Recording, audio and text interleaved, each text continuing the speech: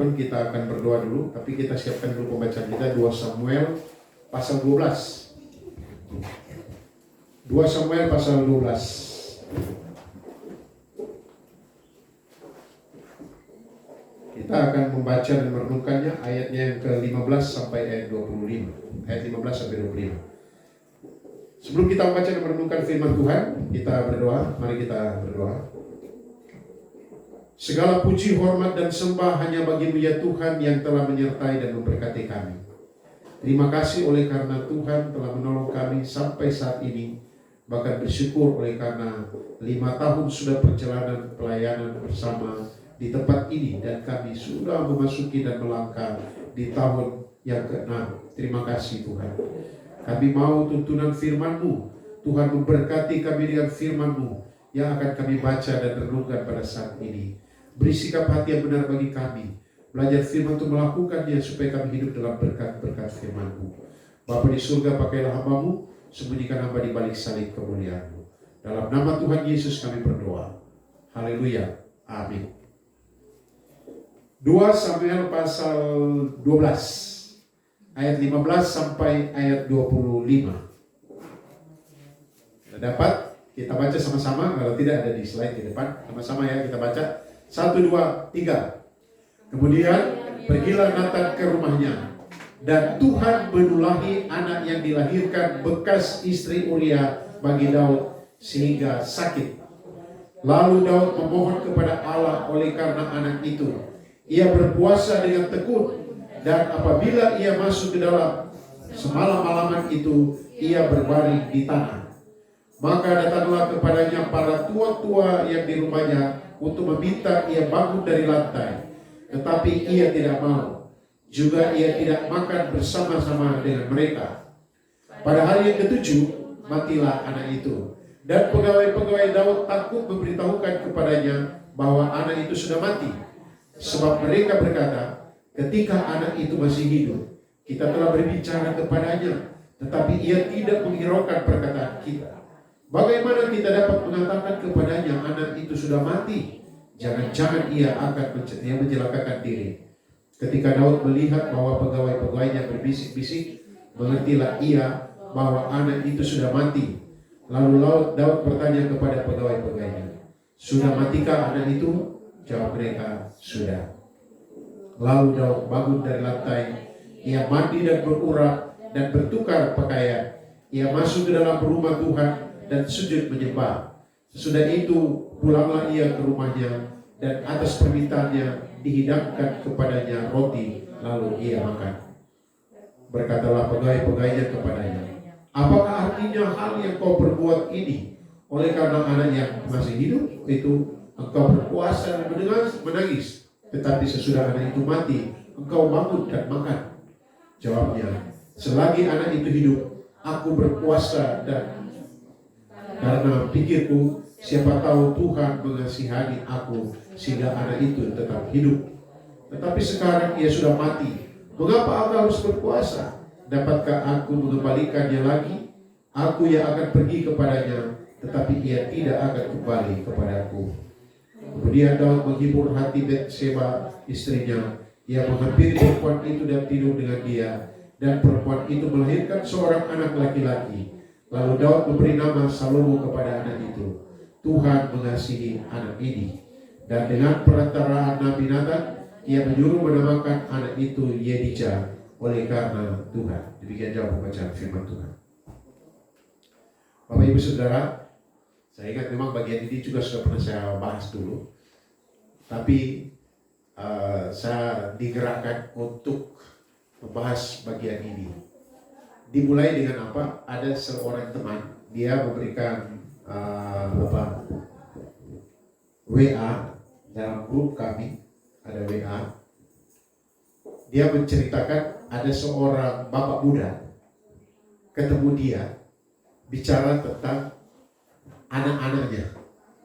Anak-anak ini ada yang sedang kuliah mahasiswa, ada yang masih SMA. Topik pembicaraan mereka adalah hidup itu susah, perjuangan susah, menyekolahkan anak susah. Dan kemudian mereka sempat ambil kesimpulan begini, yaitu sekalipun orang tua susah sekarang, tapi anak-anak nanti tidak boleh susah. Jadi pembicaraan itu siang hari, sore harinya. Teman saya ini mendengar berita bahwa temannya yang datang bercakap kepada dia sudah meninggal.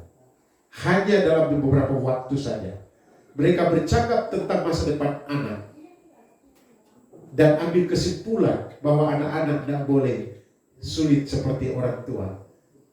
Dia meninggal. Dan teman saya begitu terpukul. Dan dia share di grup. Dan waktu baca, saya sangat yakin mereka sangat, yang membaca itu sangat tergugah hatinya. Saya juga, saya baca dan kemudian ini sudah beberapa hari lalu saya baca, dipikir saya terus, saya harus menyampaikan hal yang berkaitan dengan kematian. Saudara-saudara, saya baru pulang dari Manado dan saya pergi siaran ke makam dari bapak saya. Jadi saya dari Ibu Hedi. Bersiaran maksudnya itu bukan pergi bicara-bicara, tidak.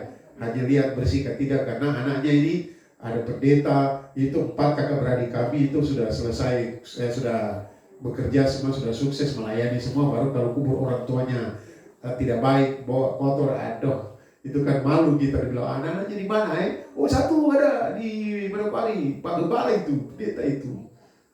Ya Bapak. Jadi saya ambil waktu untuk pergi. Dan dengan mami saya sudah umur 83 kan. Kalau mama mantu baru ulang tahun 84. Nah, saudara, kemudian kami bicara tentang mami kalau mati bagaimana meninggal. Ini normal saja kalau kami bicara itu. Jadi sudah disiapkan kuburnya, tapi masalahnya tidak ada tempat mau kasih masuk dari belakang. Tidak bisa karena full. Kuburnya udah padat.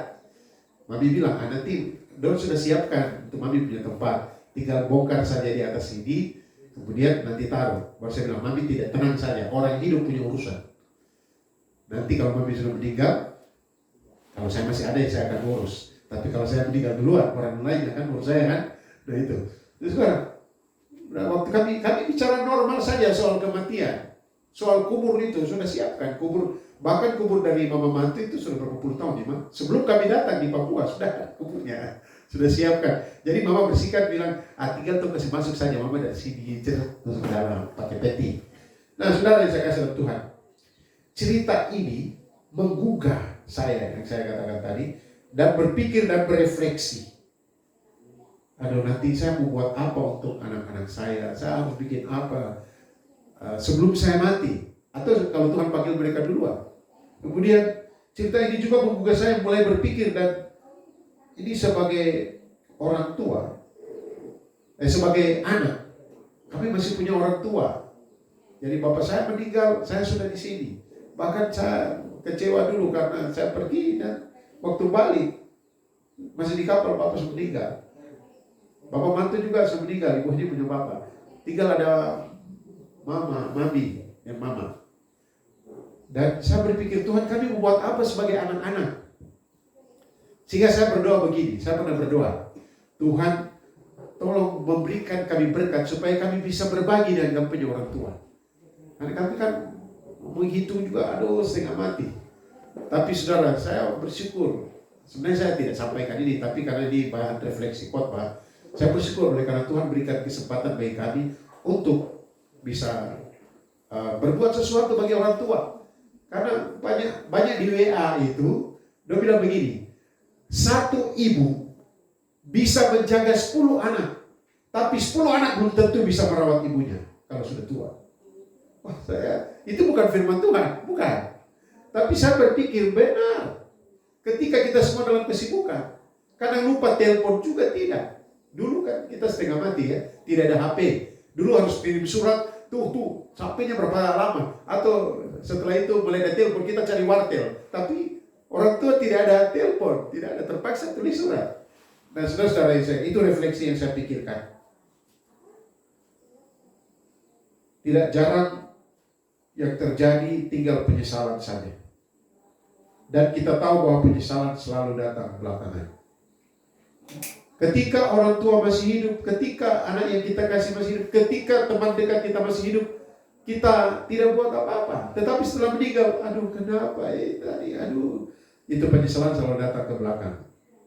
Karena itu, Sebelum kematian datang menjemput kita, atau sebelum kematian datang menjemput orang yang kita kasihi, sebelum terlambat, kita harus mengerti, kita harus lakukan sesuatu sebelum kematian datang kepada kita atau menjemput orang yang kita kasihi. Karena itu tema khotbah saya adalah pelajaran di balik kematian. Jadi di refleksi itu, teman saya bilang begini, saatnya orang Kristen, hamba-hamba Tuhan tidak boleh merasa tabu bicara soal kematian. Karena memang kita semua akan mati. Dan saya sudah khotbah tentang kematian sini berkali-kali, dan saya akan menyampaikan lagi. Jadi tema khotbah saya adalah pelajaran di balik kematian. Saudara-saudara, sebagai orang percaya kita harus benar-benar memahami yang harus kita lakukan sebelum Tuhan memanggil, atau Tuhan memanggil kita, atau Tuhan memanggil orang-orang yang kita kasih, yang kita cintai kembali ke pangkuannya. Pertanyaannya, pelajaran apa yang perlu kita pahami, pelajaran apa yang perlu kita lakukan sebelum kita atau saudara kita atau orang di sekitar kita meninggal dunia. Saudara-saudara, dari 2 Samuel pasalnya yang ke-12 tadi, ayat 13 sampai 15. Saya melihat ada 4 pelajaran yang perlu kita pahami berkaitan dengan kematian. Memang 2 Samuel 11 dan 12 tidak bicara tentang kematian, tetapi respon Daud terhadap tulah yang ditimpakan Tuhan kepada anaknya, saya bisa lihat ada 4 pelajaran di situ. Pelajaran pertama, kita harus melayani, kita harus berbuat baik selama orang yang kita kasih itu masih hidup.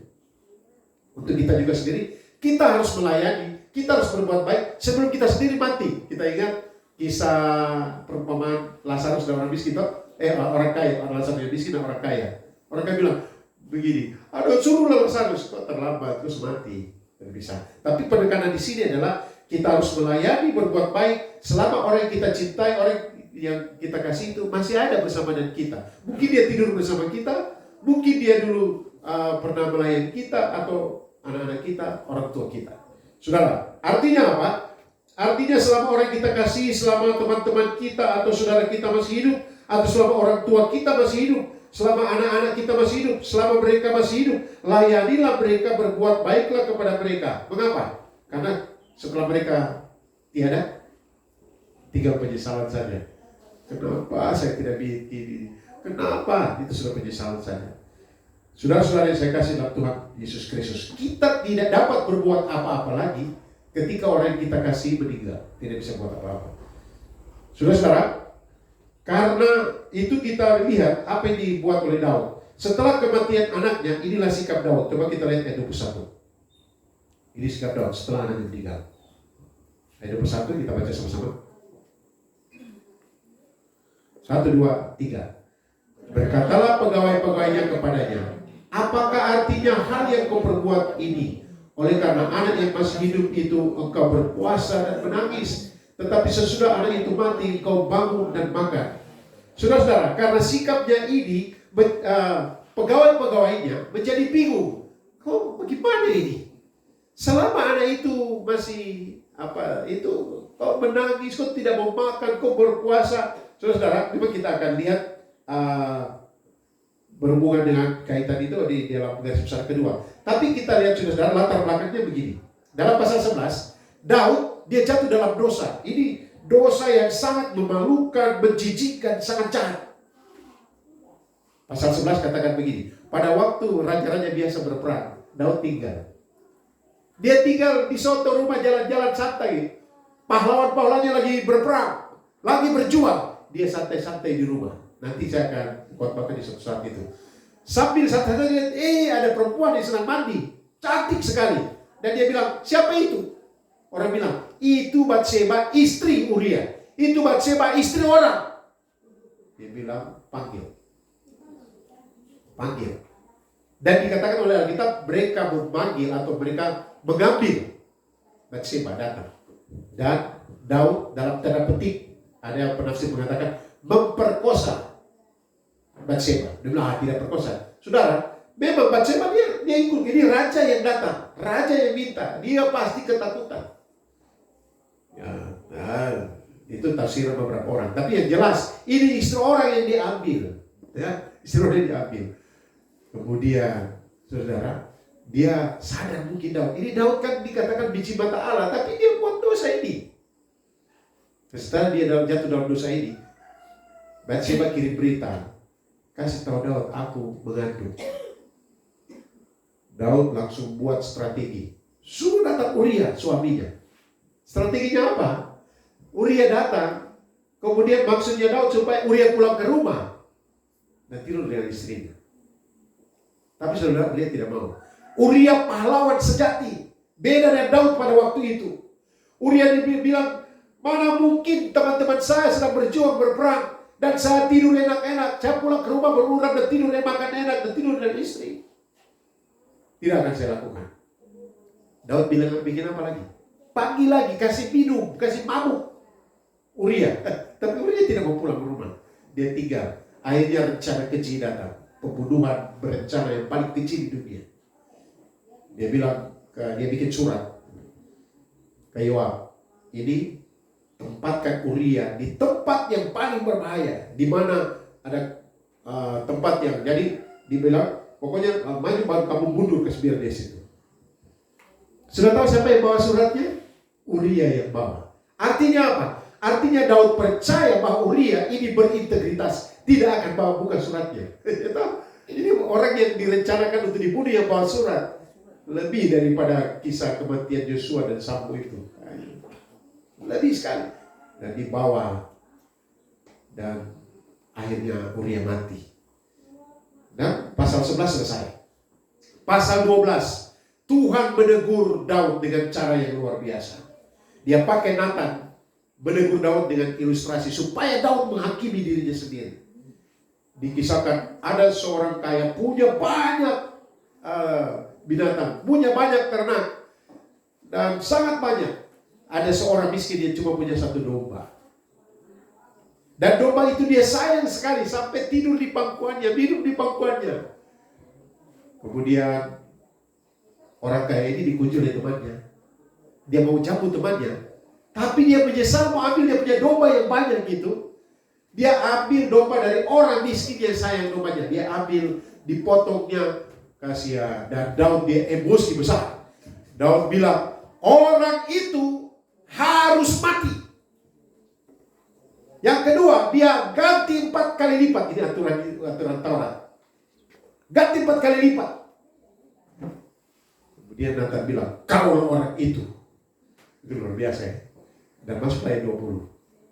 Daud dia sadar dosanya. Ini Daud tipe yang dia sadar betul. Tapi dia sudah jatuh dalam dosa yang keji. Dia sadar. Ayat 20 bilang apa? Kita lihat ayat 20 sebelum di sini. Maaf, ayat yang ke-15. 15. Yang kita baca tadi pertama. Ayat 15. Kemudian pergilah Nathan di rumahnya dan Tuhan menulahi anak yang dilahirkan istri Uria. Nah sebelumnya ayat 13, lalu berkatalah Daud kepada Nathan, aku sudah berdosa kepada Tuhan. Dia sadar dia sudah berdosa. Dan Daud telah menghakimi dirinya sendiri. Dan Tuhan menulahi. Wah itu kalau kita baca kisah ini, akibatnya luar biasa. Daud itu anaknya memperkosa anaknya lagi. Saling berbuat jahat. Anaknya tidur dengan istri-istrinya itu, aduh, ngeri. Karena itu hukuman. Tetapi hukuman yang satu adalah anak hasil perbuatan zina ini mati. Harus mati, ditulahi mati. Saudara, mulai lagi saya itu. Daud mulai berdoa. Ayat yang ke-20 kita baca tadi. Dia berdoa, 21, 22. Dia berdoa, memohon belas kasihan Tuhan. Tuhan sudah vonis, anak ini pasti mati. Tapi dia berdoa terus, saudara. Dia berdoa bahkan tidak mau makan. Dia berpuasa 7 hari. Dia tidak mau tidur di kamarnya. Dia tidur di tanah. Ini Daud yang bertobat ini. Dia begitu mengasihi anaknya. Selama anak masih hidup 7 hari. Dia lakukan itu saudara-saudara. 7 hari. Dia berdoa. Dan memohon kepada Tuhan. Kita coba lihat ayat yang ke 21 dan 22. Ayat 22 ya. Satu dikatakan 21. Apakah artinya hal yang kau perbuat ini? Oleh karena anak yang masih hidup engkau berpuasa dan menangis, tetapi sudah anak itu mati engkau bangun dan makan. Pelajaran bagi kita saudara, apapun itu, selama orang yang kita kasih masih hidup, buatlah baik kepadanya, layanilah dia. Yang masih punya orang tua, mungkin pulang dari sini sebentar, teleponlah. Ya, kalau jauh, kalau dekat, hormati, layani orang tua. Ya. Wah, tapi dia jahat ya. Itu Tuhan tidak bilang, hormati orang tua, kecuali yang jahat, kotok di kepala. Tidak ya. Tetap dikatakan, hormatilah orang tuamu. Kemudian orang tua, anak-anakmu, coba jaga pelihara. Kadang-kala anak-anak saya kasihan juga ya saudara, anak banyak, kemudian tidak diperhatikan. Malah kalau anak jalan dia jatuh di jalan. Sementara ada berkali-kali saya lihat anak-anak jalan kemudian jatuh di jalan. Mamanya target, goblok. Wah, anak jatuh baru kau bilang begitu dia kena. Ya sama dengan orang kalau berpacaran tuh kalau pacaran dua orang laki-laki perempuan jalan kemudian calon istrinya ini pacarnya kena jatuh di lubang kecil. Harus sungguh mati ini yang bikin jalan ini tidak perhatikan baik ya. Tapi setelah menikah, mama kok pakai mata, jalan tuh pakai mata. Nah, saudara yang saya kasih contoh, ya terjadi dengan anak-anak seringkali begitu kita abaikan toh. Saudara yang saya kasih Tuhan, kami anak-anak 4 kakak beradik. Kami bukan keluarga berada, kami keluarga yang cukup. Bapak saya pegawai kecil. Kemudian, tapi kami 4 anak ini, kalau mau sekolah, mami dia siapkan semua, dia bangun pagi-pagi, dia kasih mandi. Dan saya ingat dulu tuh masih kecil itu, walaupun rumah kami dari bambu dan lantai tanah, tapi sore sudah mandi, kasih bedak pupur itu, jadi putih, ya kan? Ya. Tapi puji Tuhan saya kan agak putih-putih sedikit, tapi bayangkan kalau bapak ibu yang kulit agak gelap baru kasih pupur putih, mama kasih pupur putih lagi, tapi kan itu artinya bentuk perhatian, toh? Baru disisir lagi cupu-cupu, bersenyum-senyum. Nah, begitu orang tua perhatian kita. Nah, saudara, kita mau balas apa dengan orang tua kita? Jadi ungkapan-ungkapan seperti yang mengatakan begini. 1 ibu bisa merawat 5 anak. Di sini ada yang punya 5? 4 sudah 4. Tapi 4 anak belum tentu nanti bisa merawat ibunya yang sudah tua. Tapi kita tidak tahu, amin? Amin. Tidak. Saudara itu. Atau teman kita lihat, aduh kasihan, kenapa dia tidak, kita tetap layani dia. Aduh saya takut bicara. Ada satu cara, doakan dia dengan sungguh-sungguh kepada Tuhan. Kalau takut bicara, saya ini orang malu kalau bicara. Kalau siap khotbah berkhotbah bisa. Tapi kalau bicara ini kadang-kadang saya kasih argumen itu agak susah, kecuali di bidang ilmu saya. Tapi kalau saya juga bingung, saya mau jawab apa. Tapi ada orang yang fasih gitu bicara kan, wah dia bisa begini. Nah, saudara saya kasih Tuhan, layanilah orang yang kita cintai. Selama orang itu masih hidup. Ada kan teman kita yang kita, saya ingin layani dia. Atau, saya tidak bisa bimbing anak-anak saya. Yang kecil kepala pusing. Sudah Bapak Ibu hari Jumat, hari Sabtu, hari Minggu. Hari Jumat ada sore, ada anak-anak yang tinggal di situ bawa, dididik. Hari Sabtu juga. Kemudian hari Minggu bawa anak-anak dididik. Kalau tidak tahu bicara ya banyak langsung begitu. Itu yang kedua, itu yang pertama. Kita harus melayani, kita harus berbuat baik selama orang yang kita kasih masih hidup. Atau dapat katakan kita harus melayani selama kita masih hidup. Nanti sudah di alam kematian baru kita bilang, aduh Tuhan tolonglah balikan saya ke bumi ya. Tidak. Itu yang pertama. Yang kedua, kita harus tunduk pada kedaulatan Allah. Nah ini penting. Kita harus tunduk pada kedaulatan Tuhan Allah. Artinya apa? Apapun ketetapan, apapun keputusan Tuhan, kita harus menerimanya. Saudara, kendati hukuman Tuhan telah ditetapkan, Tuhan kan bilang, pedang tidak akan menjauh daripada keluargamu. Dan banyak yang betul geri. Tapi satu, anakmu akan mati. Anak ini akan mati. Nah Daud sudah dapat keputusan itu saudara. Tapi Daud dia berusaha berdoa. Dia berdoa 7 hari. Kira-kira terus berdoa menangis Tuhan kan ketika mati. Apakah dia bilang cukup mati bisa? Tak cukup berdoa, kenapa tidak? Tidak. Justru Daud ketika dia lihat dia bisik-bisik. Dia bilang sudah mati kan anak itu? Pasti dia berbicara dengan sedih sekali. Sudah mati anak itu? Dia bilang sudah. Dia langsung bilang, dia langsung mati. Dia berurap. Itu 7 hari dia tidak mandi. Orang Yahudi waktu itu, orang-orang Israel. Kalau mereka betul bersedih, tidak.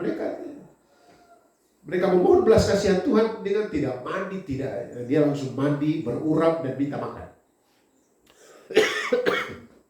Tentunya orang-orang bilang begini, Daud, kok ada kah? Waktu anak ini masih hidup, kok menangis, berpuasa ini. Sekarang mati, kenapa kok tidak tambah menangis lagi? Ya toh, kalau kita tanya, kenapa kok tidak tambah menangis lagi? Saudara-saudara saya kasih dalam Tuhan Yesus Kristus. Ini adalah satu tanggapan Daud yang mengatakan Tuhan sudah ambil keputusan. Saya hanya mohon belas kasihannya. Tapi kalau Tuhan bilang tidak, ya tidak. Mari kita lihat satu ayat pembanding dulu dalam Yeremia pasalnya yang ke 18 ayat 7 dan 8. Yeremia 18 ayat 7 dan 8. Kita baca ayat 7 dulu sama-sama, ada di slide. 1, 2, 3. Ada kalanya aku itu siapa? Tuhan Allah ya. Ada kalanya aku berkata tentang suatu bangsa dan tentang suatu kerajaan, bahwa aku akan mencabut, merobohkan dan membinasakannya. Ayat 8. Tetapi apabila bangsa itu terhadap siapa aku berkata demikian telah bertobat dari kejahatannya, maka menyesallah aku bahwa aku hendak menjatuhkan malapetaka yang kurancangkan terhadap mereka. Jadi Daud dia memahami tentang ini. Siapa tahu ini masih perkataan Tuhan, bukan ketetapan. Sebab kalau Tuhan sudah tetapkan, dia sudah tidak. Sudah tetapkan kok. Pasti mati. Tetapi saudara di sini Daud ketika dia bermohon 7 hari terus menerus dan Tuhan bilang tidak, dia terima. Pada bukti dia terima apa? Dia mati, dia berurap. Dia bilang, kenapa saya mau puasa lagi? Anaknya sudah mati. Sudah. Itu keputusan Tuhan. Itu yang harus banyak kita belajar, saudara-saudara. Saya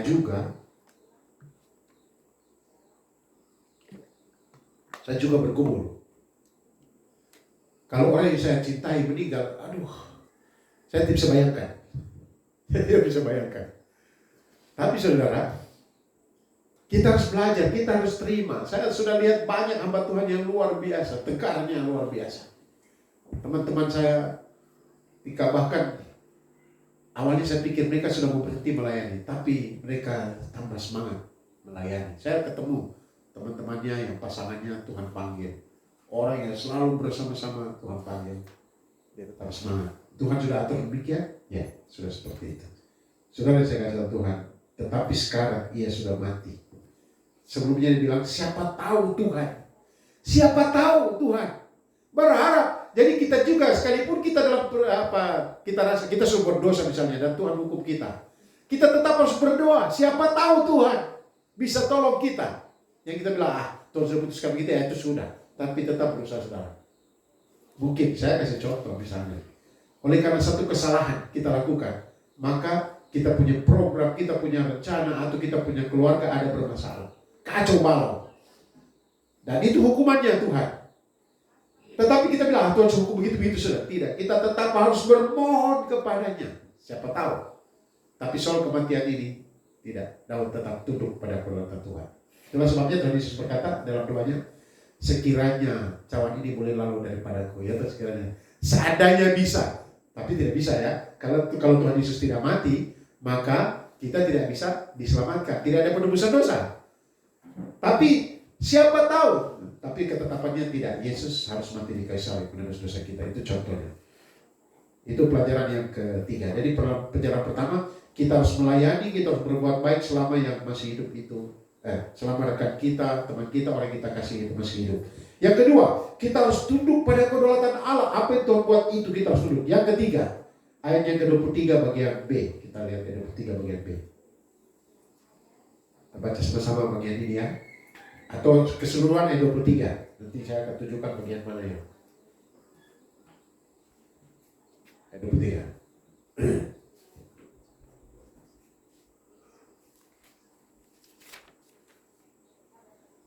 Sama-sama kita baca.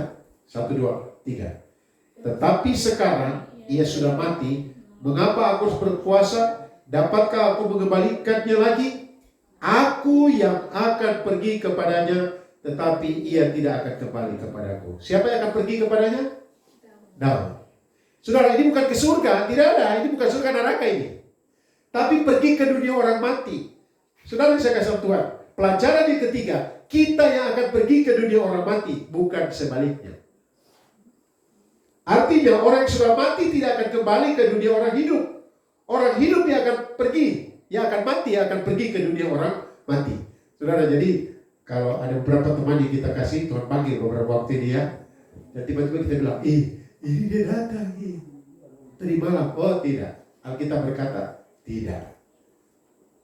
Orang yang sudah mati, dia tidak akan datang ke dunia orang hidup. Kita yang akan mati. Pelajaran apa bagi kita? Sebelum kita mati, ya siap-siaplah. Ya, saudara, Daud dengan tegas mengatakan bahwa ayat 23 bagian B tadi, aku atau kita, aku yang akan pergi kepadanya, dia tidak akan kembali kepadaku. Saudara, kita semua akan mati. Kita akan pergi. Tetapi pastikan bahwa ketika kita mati, kita mati dalam keadaan sudah diselamatkan oleh Tuhan. Yang keempat, terakhir. Jadi pelajaran yang keempat, kita harus tetap menjalani hidup kendati orang yang kita kasih sudah meninggal. Ayat 24 dan ayat 25. Dalam ayat 24 dan ayat 25, ya Batseba sedih kan tidak? Sedih ya, Batseba pasti sedih ya. Sangat sedih, anaknya itu mati. Sangat sedih. Dikatakan ayat yang ke-24 dan 25, Daud menghibur. Ayat 24. Kemudian Daud menghibur hati Batseba istrinya. Ia menghampiri perempuan itu, tidur dengan dia, dan perempuan itu melahirkan seorang anak laki-laki. Lalu Daud memberi nama Salomo kepada anak itu. Pelajaran yang keempat, kita harus tetap menjalani hidup kendati orang yang kita kasih sudah meninggal. Artinya, kalau orang yang kita kasih, yang kita cintai sudah meninggal, ingat saudara, kita masih hidup.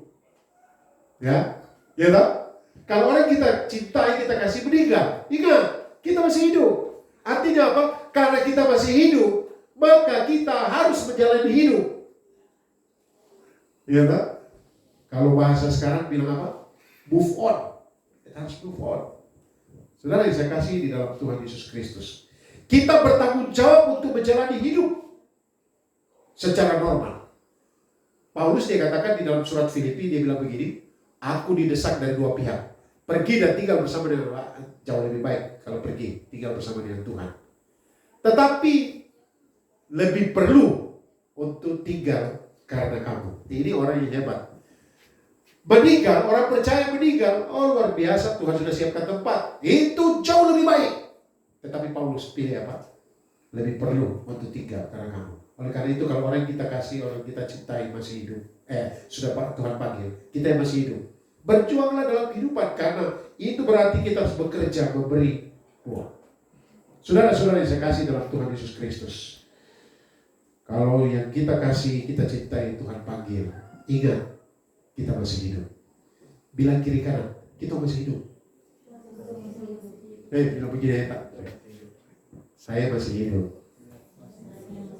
Kau juga. Kenapa takut-takut bilang?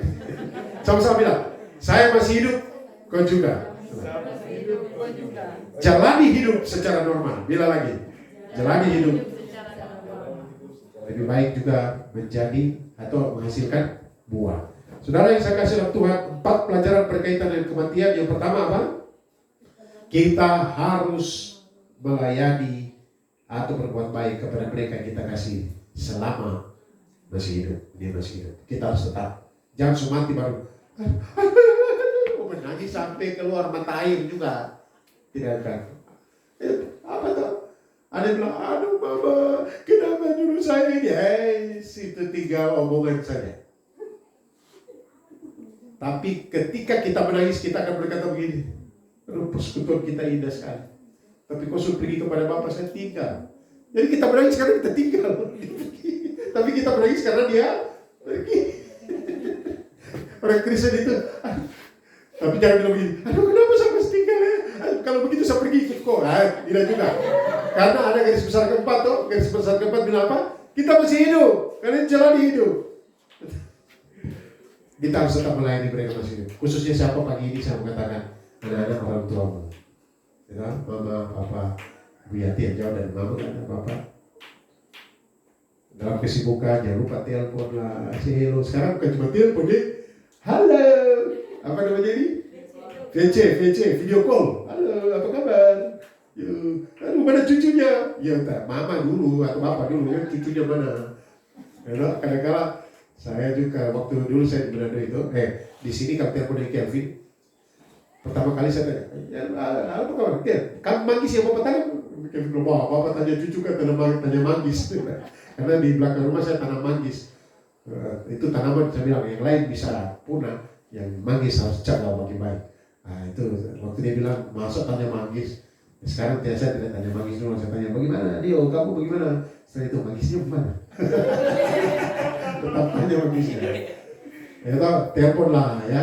Kalau di kampung, puji Tuhan. Ini teman-teman yang di satu bo, Binyambo, sekali pulang juga ketemu dengan bapak, mama, ya. Kita pergi juga tidak bawa apa-apa, cuma bawa hidup itu pasti, bawa diri di, dan sudah senang. Betul tak? Aduh, melihat tuh, jangan sampai lagi, aduh mama, kenapa ini begini? Ya, sudah, mama bilang, kok apa lagi? Sudah kau makan kasbi itu yang mama sudah rebus tadi. Aduh, mantap atau tidak? Mantap. Yang kedua, kita harus tunduk pada kudatan Allah. Kalau seandainya kita sudah melayani baik, kita sudah betul-betul berjuang. Ketika Tuhan bilang tidak, dia harus, ya kita terima kenyataannya. Ya, akui Tuhan kau yang punya kedaulatan, saya terima. Yang ketiga, kita akan pergi ke dunia orang mati. Orang mati tidak akan datang kepada kita. Yang spoke itu siapa? Setan lah. Gitu? Tapi takut ke tidak? Takut toh? Kalau kita takut, saya punya resep. Di saat, apakah Pak Pendeta pernah takut? Iyalah. Saya kasih mandi orang mati berkali-kali. Saya kasih mandi, kemudian mau pulang gelap sendiri. Kan kasih mandi kan di muka saya lihat terus toh. Kira-kira bayangan itu ada ke tidak? Ada toh? Nah, saya takut ke tidak? Takut. Tapi apa yang saya lakukan? Saya bilang begini, Tuhan saya takut Tuhan. Tolonglah saya yang takut ini. Sudah. Iya betul. Dan saya jalani. Saya sudah mandikan orang mati di Jogja itu dulu berkali-kali. Di sini juga. Jadi kenapa bilang, kenapa Bapak yang kasih mandi? Karena orang-orang di sana tidak mau sentuh. Saya yang kasih mandi. Harus mandi. Tapi siapa yang kasih mandi? Saya dibuka. Pas jalan di motor sendiri, di sawah-sawah gelap lagi. Bayangkan, oh Tuhan, tolonglah saya yang takut ini. Satu saat, saudara-saudara, pas saya baru selesai kasih mandi orang mati, kemudian saya jalan, ada pinjam motor jemaah. Tiba-tiba aku motor mati. Oh, bisa belakang dingin. Dalam nama Yesus. Motor belum bisa jalan-jalan. Akhirnya pas terang, saya dorong motor pelan ini. Di Jogja tempo dulu tahun 80-an ini. Kemudian saya buka tangkinya. Bensin habis ini. Buka dompet. Oh puji Tuhan, ada 150 ke berapa. Sehingga isi bensin. Itu bukan karena yang mati yang tadi. Jadi kesimpulannya begini, kalau ada spoke itu berarti bukan dia, tapi setan tuh yang mengganggu orang. Takut, katakan kepada Tuhan, Tuhan saya takut ini, saya takut. Akui, dia bilang, Tuhan saya berani. Tiba-tiba dia bilang, apa kau berani? Lebih baik akui dan betul-betul saudara, saya alami hal-hal seperti itu. Waktu kecil saya itu kalau pulang rumah, bukan kecil, SMP, SMA. Di samping gereja itu ada tempat angkat-angkat orang mati. Kami bilang bangke. Bangke itu tempat angkat orang mati. Saya kalau pulang rumah harus pegangan di situ karena gerejanya saya harus pegang di kayu itu. Tiap kali pegang di situ saya mulai jalan. Dalam nama Yesus. Tiga malam orang sudah tahu mau Dolphy pulang itu karena dia takut lewat di barang itu. Tapi ingat itu bukan dia. Ya, itu yang kedua. Ini kau mau ulang lagi. Yang ketiga. Jadi pertama kita harus tetap melayani mereka. Yang kedua kita harus tunduk kedaulatan Allah. Yang ketiga kita akan pergi ke dunia mati. Keempat kita harus tetap menjalani hidup kendati orang yang kita kasih sudah meninggal. Tetap, karena kita masih hidup, dia sudah mati.